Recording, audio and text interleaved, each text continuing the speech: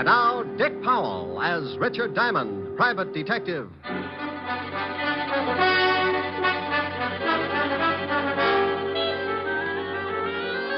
Hello there, this is Diamond. If you happen to wake up some morning and spot something walking in front of your house and it looks like Santa Claus with jaundice, don't turn the hose on him. He's not on fire. He's just wearing the newest thing in men's fashions. They call it the bold look, and it's supposed to be the masculine answer to Dior's new look for women. It's an answer, all right. Like walking up to your best girlfriend and slicing her down the middle with a broadsword. Now, if you haven't seen it yet, just close your eyes and try and picture yourself in the bold look. Imagine walking down Fifth Avenue, very casual, decked out in a new, bright purple, non-shrinking suit, pastel shirt, yellow maybe, hand-painted tie, and argyle socks. Got it? What do you think? Pretty bad. About the only thing I can think of that's more gruesome is that little murder I got mixed up in last week. It started in a house out on Long Island. A guy named Harry Baker was getting involved with his private secretary. Here are the papers you wanted, Mr. Baker. Oh, thank you, Connie. What time is Mrs. Baker going shopping? She didn't say. This afternoon sometime. Oh, where is she now? In her room. Come here, Connie. Harry, no. Supposing she comes down. I didn't see you last night. I missed you. I got hold of the man you wanted. His name's Nat Fox. He wants $500 for the job. Oh? Well, what's the matter? That's what you wanted, wasn't it? Connie, I had a lot of time to think last night. And? Well, I'm not sure. I don't know if this is the thing to do. You don't know? Oh, Harry, we've gone through this a dozen times, and I won't go through it again. If you haven't got the backbone... Oh, my dear, you know it's not that. No, I do not. I'm sick and tired of living this way. Not being able to be seen with you, watching you being pushed around by that old shrew. Oh, I'm not going through the whole thing again. Please, Connie, can't we wait for a while? My wife's well past 60. Sooner or and later... in the meantime, you live off the skimpy little allowance she doles out to you. No, Harry, no. I want us to live like two normal people. And if you're going to start changing your mind just when it looks like we can have all these things, I'm through. Now, Connie, wait a minute. No. If you want me, then you've got to go through with it. Well? You know I want you. I love you more than anything in the whole world. Get that old biddy out of the way, or I promise you you'll never see me again. All right. Oh, don't look so worried, darling. Nothing's going to go wrong. I already fixed it with this Nat Fox. He'll be in the department store the same time as your wife. Oh, Harry, think of the wonderful life we can have. All that money's going to be ours. We can go to Europe and live the way we should. Yes, I don't know. I'm a little worried about this Nat Fox. Oh. I'll give him the $500, but if he finds out what happened, he'll be in a good position to blackmail us. Don't you worry about Mr. Fox. He's my affair. You just leave everything to me.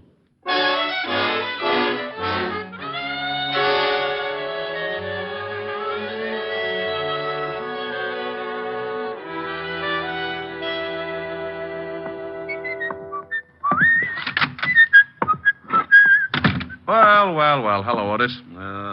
What do you want, Diamond? I thought I'd drop in and see the lieutenant. Aren't you glad? You want me to make you feel good, or do you want the horrible truth? The truth, Otis. I'll steel myself. You turn my stomach. I couldn't without a bulldozer. Very funny. When are you going to go on a diet, Sergeant? Huh? You're beginning to look like Dumbo with a goiter. Hello, Walt. Oh, no. Who's dead this time? No, don't be silly. I just came down to talk to see how you were. I don't believe it. Say something without corpse in it. Your smile is like the first dawn of an Indian summer. You said Indian. So what?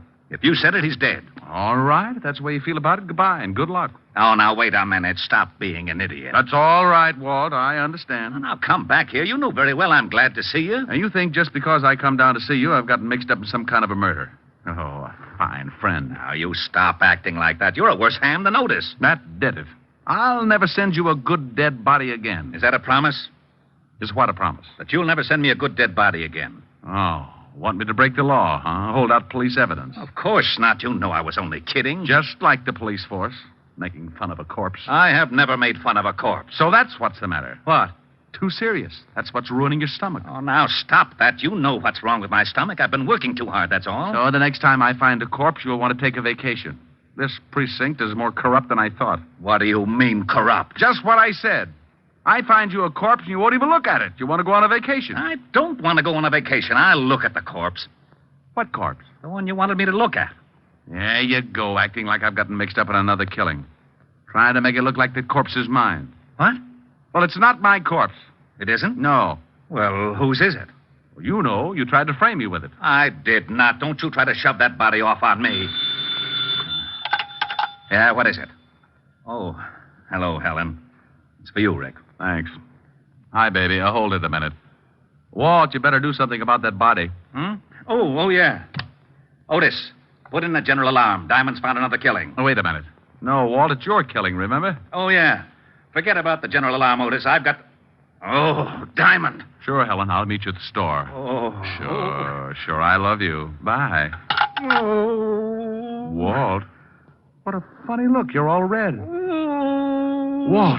Walt, you're turning blue. Well, I got to go shopping with Helen. I hope you find the body. Bye. Lieutenant, I'm still waiting. Sergeant. Yeah, Lieutenant? Shut up.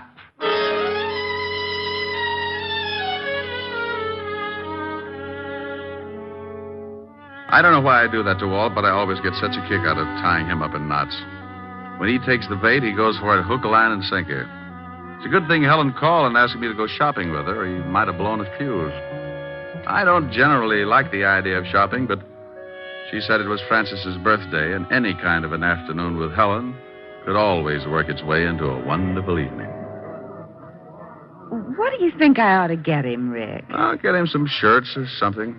Hey, look at these. Rick, get away from that counter. What's the matter? My hips too big? Oh, I wonder if these come in baby blue. Rick, now stop that. People are looking. Is there something I can do for you? You seem to be interested in the lingerie. Is there something I can show you? Oh, I'm looking for something for a birthday. Oh, well, then may I suggest a nightgown, perhaps? We have some lovely numbers. This is for Butler. A butler? Yes. Oh, then you were thinking of getting something for the lady, too. No. Just seeing whether the baby blue went with my eyes. Well, really? Oh, come on, Helen. Rick, she must think you're crazy. 5 minutes more, and there wouldn't have been the slightest doubt. This is fun. Rick, that woman, What woman? the elderly one over there with the mink stove. Oh, yeah. I just saw her put a box of stockings in her purse without anyone seeing her. You saw it? Yes, but the clerk didn't. And she left the counter without paying. I know. You know? Well, sure. I spotted her 5 minutes ago. Not a very good shoplifter. That's stealing. Shouldn't we tell the manager or something? Oh, the store detectives are sure to have her spotted. Why don't they arrest her? Point of law, baby. They can't put the arm on her until she steps out of the store. Now, look. She's going out the front door. Just watch. She's out. She's just standing there on the sidewalk. Oh, that's funny. They must have spotted her. She was too careless. Look, that big car is pulling up and she's getting in. They're driving off. Well, maybe the store dicks were looking out the window. Well, I'm going to tell that clerk. I remember her description. Oh, now, Clerk! Helen. Yes? Oh, did your husband decide that they did go with his baby blue eyes? He's not my husband, and that's not why I called you. She thinks yellow goes with my complexion better. Oh, yes. Now, stop it, Rick. That woman who was just at your counter. Which one? We've only had about 600 this morning. Now, don't be flip with me. The elderly woman who was just here looking at the stockings. The one with the beautiful mink stove. It was beautiful, wasn't it? Then you noticed her. Of course. That was Mrs. Baker, one of our best customers. Well, Mrs. Baker is a shoplifter. Oh, you must be mistaken. I tell you, I saw her steal some stockings. I tell you, you are mistaken. Oh, now, look. I was going to stay out of this, but what Miss Asher says is true. I saw her, too. Miss Asher? Yes. Oh, you have an account with us, don't you, Miss Asher? Until you started telling me I was mistaken about that woman. Oh, just one moment. Oh, Mr. Pennywig! Mr. Pennywig! What are you doing? I'm calling the manager. The manager? Yes, Miss Asher. I would prefer to have him explain it to you. Yes, Miss Phillips. What is it? Well, I'll tell you what it is. Don't ever put Miss Phillips in the toy department. She's so nearsighted, she's liable to think the electric train is the 8th Avenue subway and climb on it at 5 o'clock. I beg your pardon? Mr. Pennywig, this is Miss Helen Asher. Oh, how do you do, Miss Asher? I heard a lot about you. You're going to hear a lot more. Oh, is something wrong? Yes. Yes, something is wrong. Miss Asher here spotted a woman stealing some stockings, and when she reported it to your clerk here, she said she was crazy. I saw it, too. Is this true, Miss Phillips? Yes, sir. It was Mrs. Lillian Baker. Oh. I was just trying to do the store a favor, but since you don't seem to think that the customer means anything around here, I'll see that my account is closed out. Oh, now, just one moment, Miss Asher. May I talk with you in private? I don't see why. Come on, baby. I know a joint on Broadway where we can get things without the lip that goes with it. Come on. Oh, please, Miss Asher. It's about the shoplifter, Mrs. Lillian Baker. You can tell me right here. I must rely on your integrity to keep this a secret. You see, we know that Mrs. Baker stole those stockings. She steals something nearly every day. What? She's very wealthy, very eccentric, and very much a kleptomaniac. Oh. Her husband handles all her affairs, and he's instructed us to watch her and send him the bills for the goods she steals. Oh. Well, can't you break her of the habit? Her husband must lock his pants in the family vault every night. She's under a doctor's care, and he advises letting her continue, but without her knowing that anyone else has found out her secret. She's quite old, you see, and her husband assures us that discovery might be very disastrous. Oh, I see. Well, I'm very sorry. I didn't know. Well, I'm not.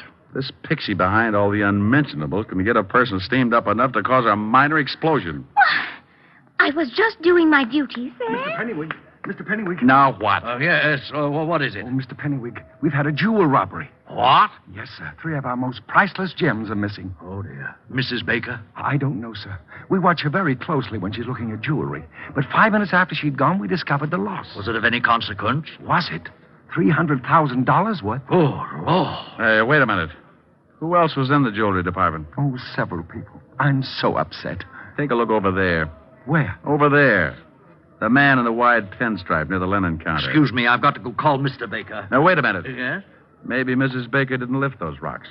That man over there, was he in the jewelry department? Why, come to think of it, yes. Oh. Now, wait here. Rick! Hello, Nat. Hey, what are you doing? Now, take it easy. I just want to see what you got in your pockets. Well, Richard Diamond. You must think you're still on the force. Someone just lifted some stones out of the jewelry department.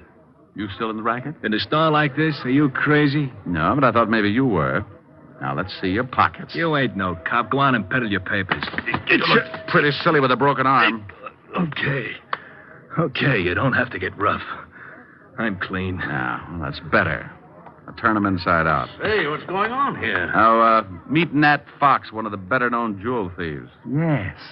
He was in the shop about the time Mrs. Baker was. Oh, I've quit the rackets. I just like to look now and then. Oh.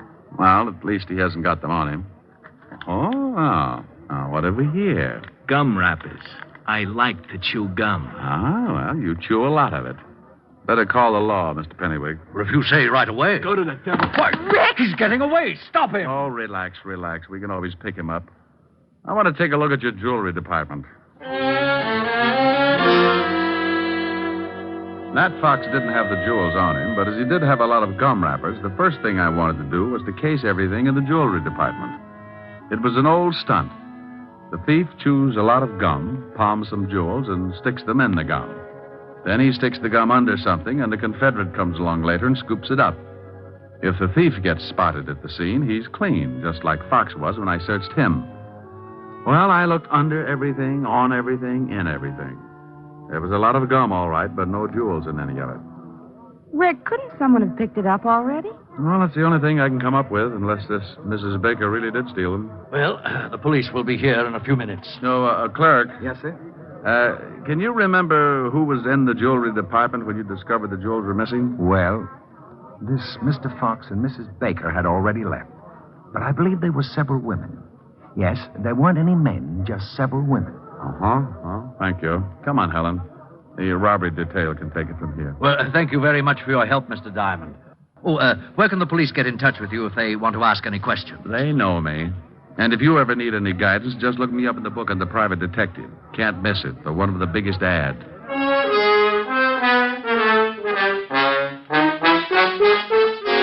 Helen and I got out of there just as the prowl cars were pulling up at the curb. I stuck my tongue out at a few old friends and climbed into her king-size convertible We took a couple of turns around Central Park, and she dropped me off at the 5th Precinct and my dear old buddy, Lieutenant Levinson. Don't you dear old buddy me. You get out of here. Temper. I will not be subjected to any more of your fiendish humor. I won't go through another one of these routines of yours for promotion. I promise I'll be good. Oh, no, you don't. That's the most dangerous thing you could say. Yeah, what is it? Suicide, Lieutenant. See, look what happens. It already has happened, Lieutenant. She did it 20 minutes ago. I wasn't talking to you, Melonhead. Now give me the dope. You got him. You shut up. Yeah, Lieutenant. Oh, not you, Bird Brain. Let's have the report. Oh, Mrs. Lillian Baker jumped 3 floors from a balcony. Husband Harry Baker made the report. Port Washington, Long Island. Thank you, Sergeant. What, did he say Mrs. Lillian Baker? Yes, he said Mrs. Lillian Baker. Now, if you'll excuse me, I've got to get out to Long Island. Well, let's go. Grab my coat. Now, wait a minute. What makes you think you're coming along? And why in blazes are you interested in Mrs. Lillian Baker? If you know something, by heaven, I'll... Walt, you're turning blue again. Come on, I'll tell you on the way.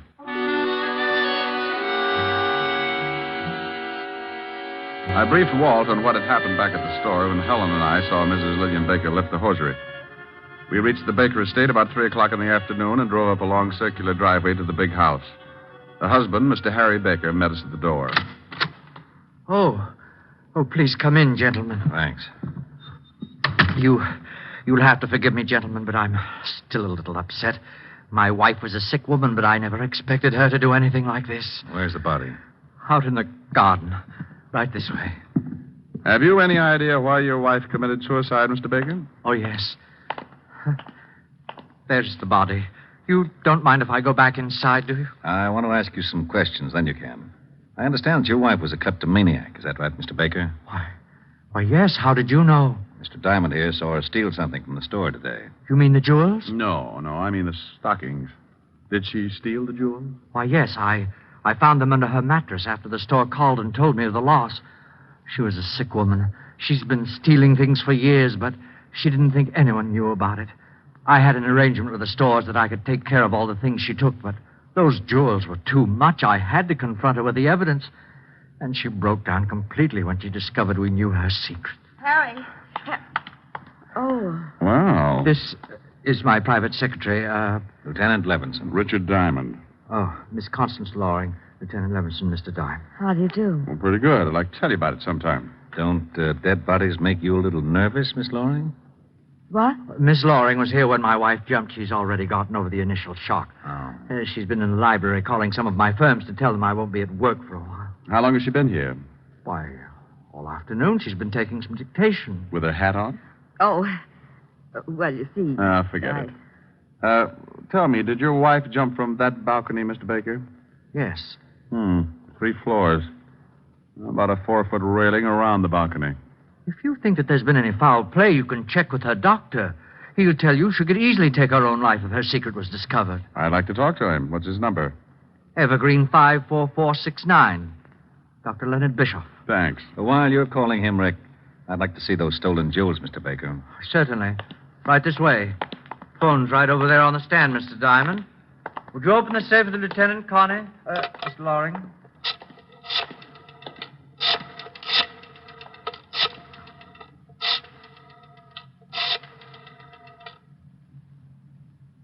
Dr. Bischoff, please. Richard Diamond. Yes.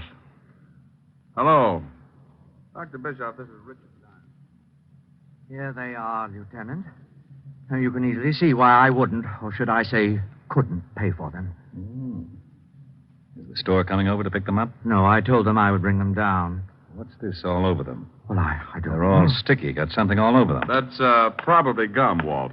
Gum? Yeah, the kind you chew. Oh, by the way, Baker, you were right. Dr. Bischoff says your wife was a sick woman, but he didn't think she'd carry it to such extremes. Well, we never know what we will do under such stress. No, I guess we never do. Walt, can I use the car for about an hour? It'll take it that long to clean up things around here. Well, you got something? Yeah. Mr. Diamond, if you think... I don't think, Mr. Baker. I find out. Oh, Walt. Yeah? Bye. I went out fast and climbed in the prowl car. I grabbed the 2-way radio and put in a call to Sergeant Otis. He gave me the address I wanted, and 10 minutes later, I was rolling up in front of an old brownstone where Nat Fox, the not-so-ex-jewel thief, was now living. I went up and knocked on his door. Well, there was nothing like finding out. Well, what do you know?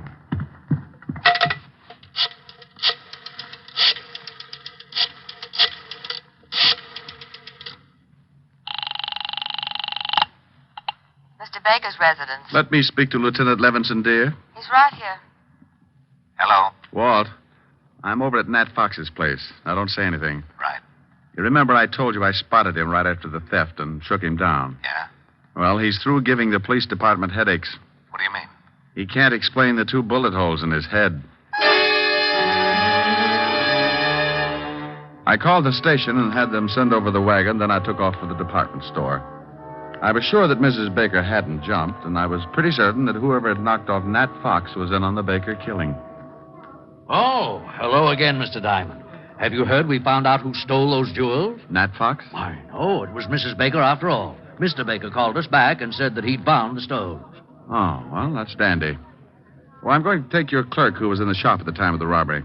Take him? Yes, I want him to identify someone. I'll have him back in about an hour. Oh, well, I suppose it'll be all right. George? Yes, sir? I want you to go along with Mr. Diamond here. He wants you to identify someone. It's official, I guess. It's official, all right. When you point out a thief and the killer, it's always official.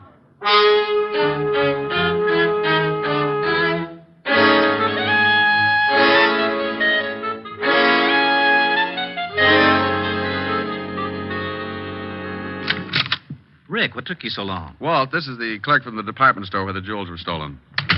How are you? What's he here for? I want him to see if he can identify someone.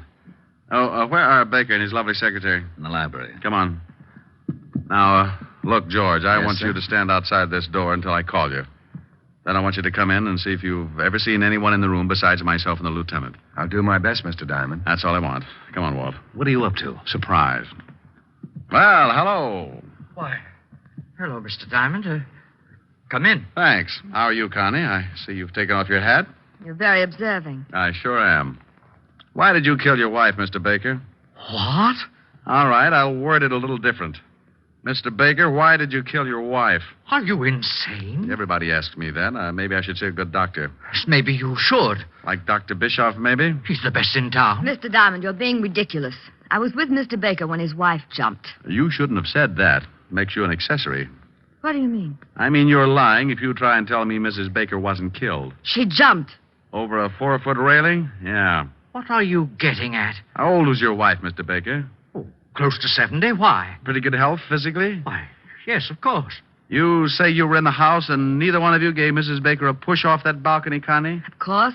Are you sure you weren't out putting 2 bullets in a cheap thug named Nat Fox? I don't know what you're talking about. Rick, what is this? Who has the money in the family, Mr. Baker? Why, my wife did. And who does it go to in event of a death? To me, naturally. Naturally.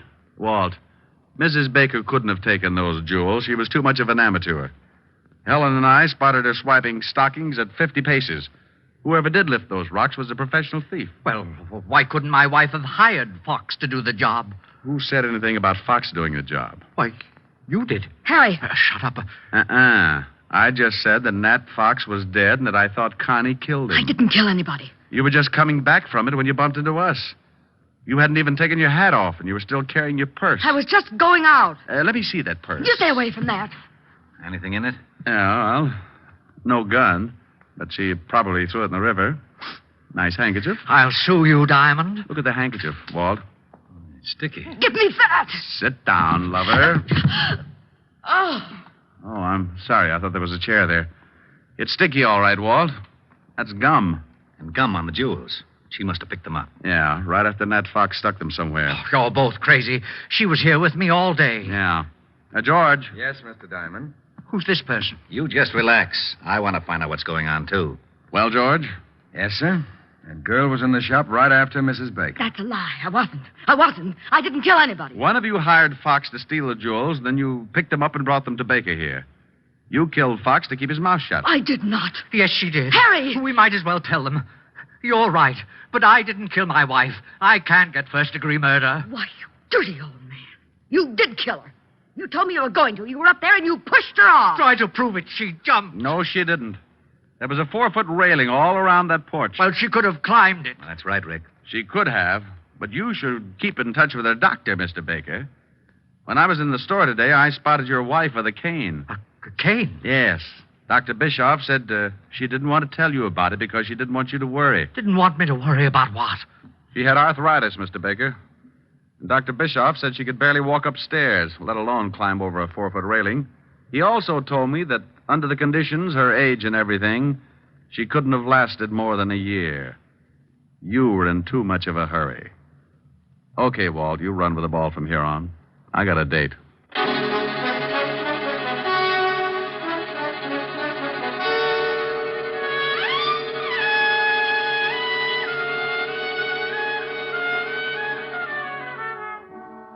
Rick, you didn't tell me what you did after you left me this afternoon. Oh, I just fooled around with Walt for a while to kill the time.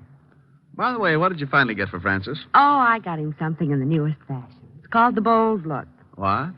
It was pretty ghastly, but he loved it. Oh, tell me what you got him. Well, a purple suit. Non-shrinkable. Yes, how did you know? It figured. Go on. A green shirt, one of those hand-painted ties. Rick, where are you going? Oh, I can't stand it. Oh, that's wonderful. What is it, Rick? What is it? I thought you were supposed to be bugged on South Pacific. Oh, is that what it's from? Yep. Goes on next to closing, right after Fink's Mules. It does? You better get those tickets again. See what it's all about. Well, give me a preview. You'll hate me in the morning. There's an answer for that. Yeah. Younger than springtime are you, softer than starlight are you, warmer than winds of June are the gentle lips you gave me, gayer than laughter are you, sweeter than music are you, angel and lover, heaven on earth are you to me. And when your youth and joy invade my arms and fill... Hey, what's that? What? That standing in the corner. Oh, Francis. That's Francis, Rick. What are the odds? Oh, yes, sir. It's me. Now, Rick, be careful what you say. That's the new Bold Look. Well, turn it off. It's getting bilious. Don't you like it, sir? Now, Rick. No. Well, Francis, I think it's... yes, it certainly is. I think it's rather gay, don't you, sir? The gayest. Oh, my goodness, I forgot something. Does it look like a stomach pump? Forgot something? Yes, miss. The outfit wouldn't be complete without them. Well, hurry up. I'm going to black out any minute. What did you forget, Francis? The spats. Spats? Yes, sir. Seersucker spats. And they were lovely.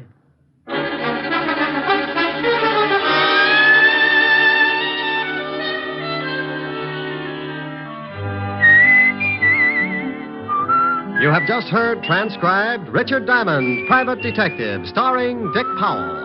Helen was played by Virginia Gregg, Lieutenant Levinson by Ed Begley. Also in our cast were Wilms Herbert, Lorene Tuttle, Joseph Kearns, Peter Leeds, and Joe Forte. Music was under the direction of Frank Worth. Richard Diamond is written by Blake Edwards. Dick Powell soon will be seen in the screen version of the best-selling novel, Mrs. Mike. Now, this is Eddie King inviting you to be with us again at the same time next week when we will again bring you Dick Powell as Richard Diamond, Private Detective.